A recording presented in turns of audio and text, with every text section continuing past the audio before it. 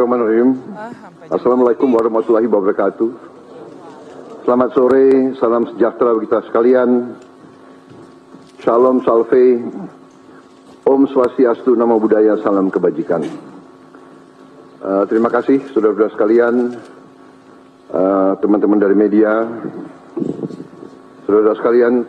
Sore hari ini dari sejak jam 3.50 kurang lebih saya hadir mengikuti rapat tutup tahun dari Menteri Keuangan dan jajarannya. Jadi pada hari ini jajaran Kementerian Keuangan mengikuti arus masuk uang ke pemerintah Indonesia dari perpajakan, dari Bea Cukai, dari PNBP, ya.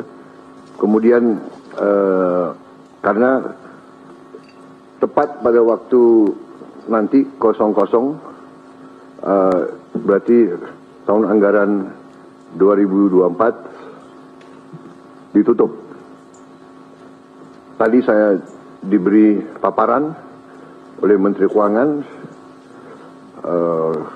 pelaksanaan dari APBN 2024 dan alhamdulillah di tengah tantangan global yang penuh ketidakpastian, penuh ketegangan, penuh penekanan terhadap perekonomian dunia seluruhnya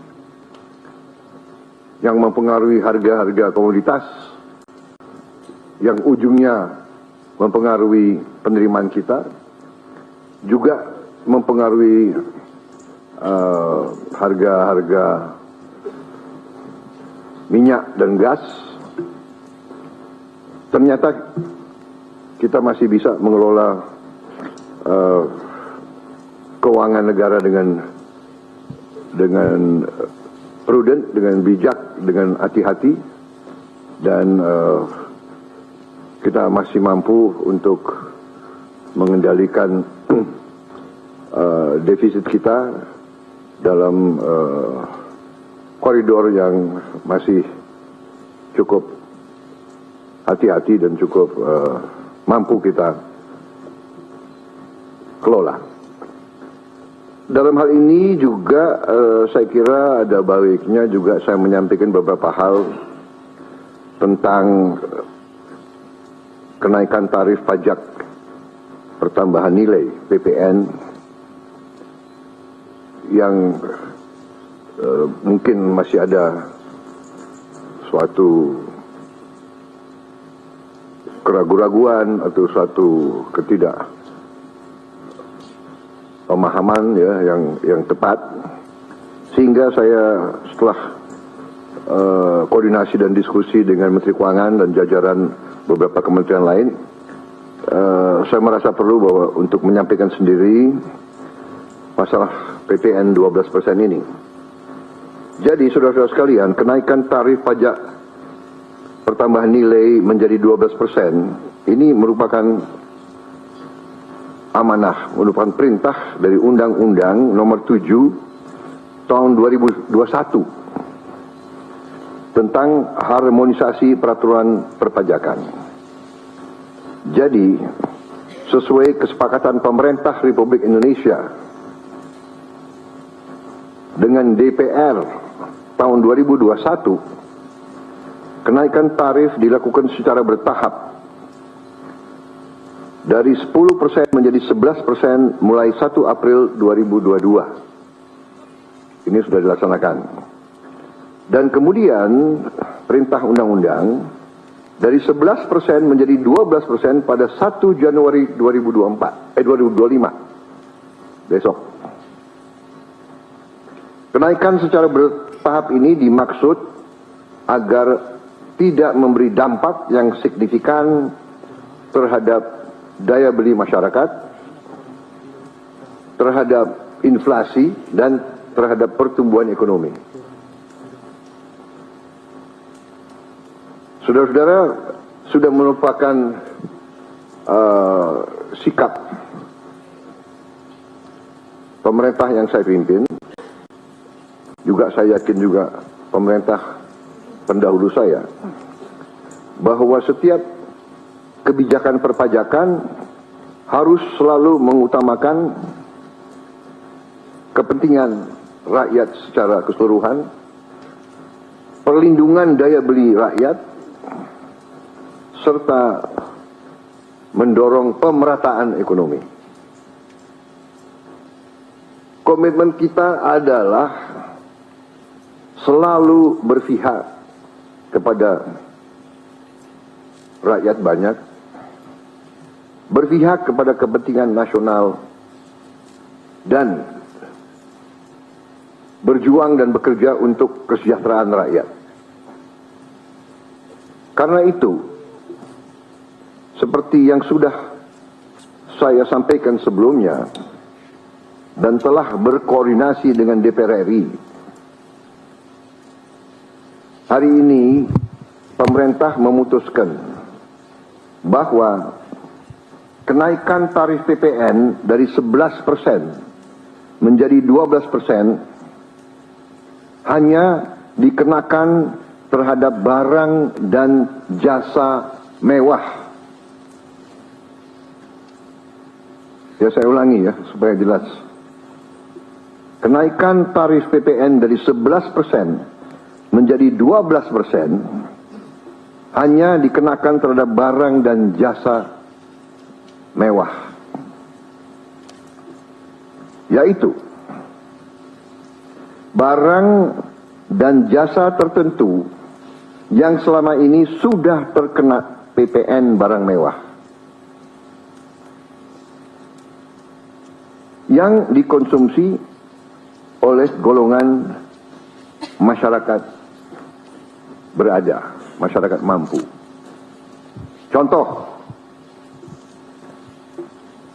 pesawat jet pribadi itu tergolong barang mewah yang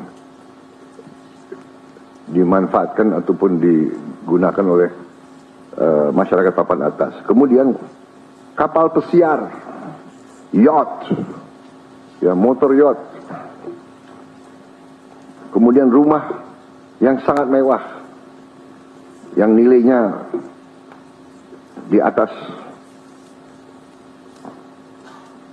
golongan menengah. Artinya, untuk barang dan jasa yang selain tergolong barang-barang mewah, ya, tidak ada kenaikan PPN, yakni tetap sebesar yang berlaku sekarang, yang sudah berlaku dari sejak tahun 2022. Ya.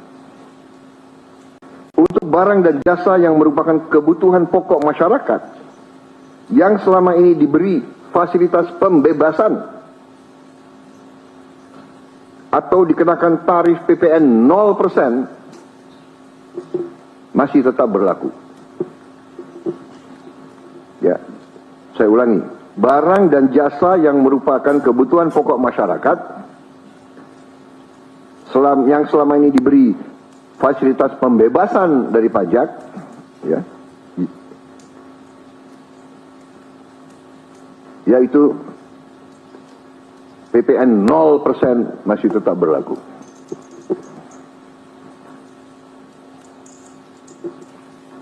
Pemerintah telah berkomitmen memberi paket stimulus. Ya.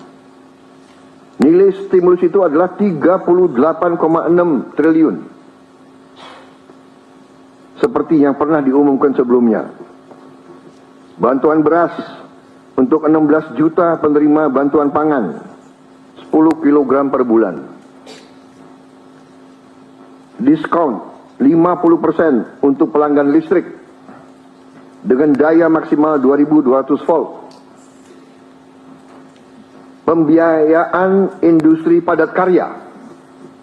Ya.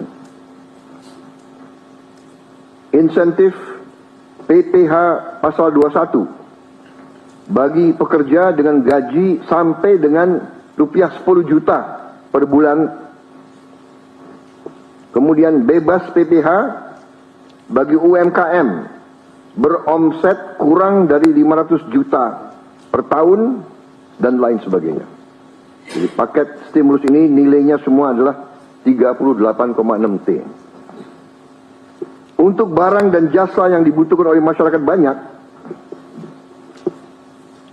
yang tetap diberi pembebasan PPN, yaitu tarif 0%, antara lain kebutuhan pokok, beras, daging, ikan, telur, sayur, susu segar, jasa pendidikan, jasa kesehatan, jasa angkutan umum, rumah sederhana, air minum.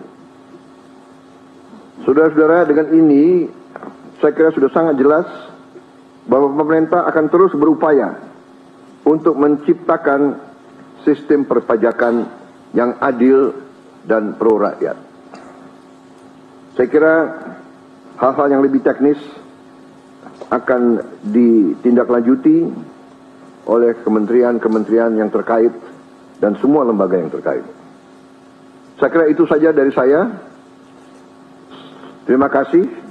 Wassalamualaikum warahmatullahi wabarakatuh.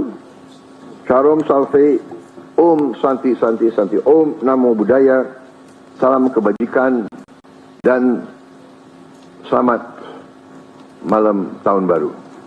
Dan saudara lihat, malam tahun baru pemerintah masih bekerja. Ya. Sampai nanti jam 00.00 pemerintah tetap sebagian besar pejabat ada di kantor masing-masing. Saya kira itu. Sekali lagi untuk seluruh saudara-saudaraku sebangsa dan setanah air, selamat menghadapi tahun baru. Kita hadapi tahun baru dengan gembira, optimis, percaya diri bahwa Indonesia akan bangkit. Terima kasih. Selesai.